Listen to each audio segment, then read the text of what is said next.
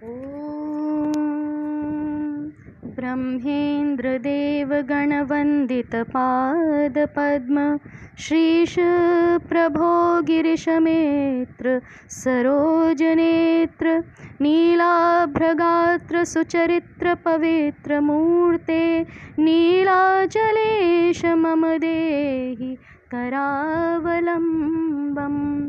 श्रोत्रं न वेत्ति तव दिव्यकथा प्रसङ्गान् जानाति नैव रसनेयमहो रुचिं ते वात्सल्यपूर्णकमलेश तथापि विष्णो नीलाचलेश मम देहि करावलम्बम्।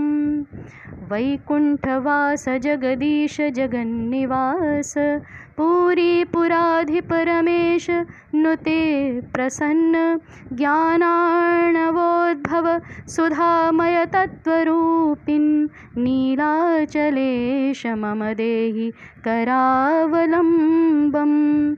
दीनं शुभाचरितसङ्गकलापहीनं ध्यानं तवैव परिरक्षति देवनूनं भानं तवैव किल भाति मदन्तरङ्गे नीलाचलेश मम देहि करावलम्बम्। क्लेशानलेन परितप्तमिदं मदीयं कोशाङ्गणं विमलपुण्यकलाविदूरं त्वामन्तरामदवनाय किमस्ति तत्त्वं नीलाचलेश मम देहि करावलम्बम्।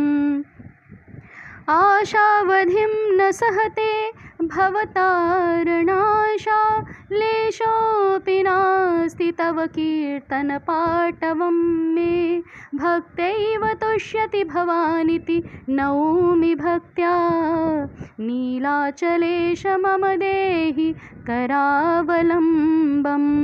ॐ इत्थं श्रीजगन्नाथस्य कराब्जालम्बनोत्सुकैः सश्रद्धं पठितं स्तोत्रं स्यादिदं भवतारकं।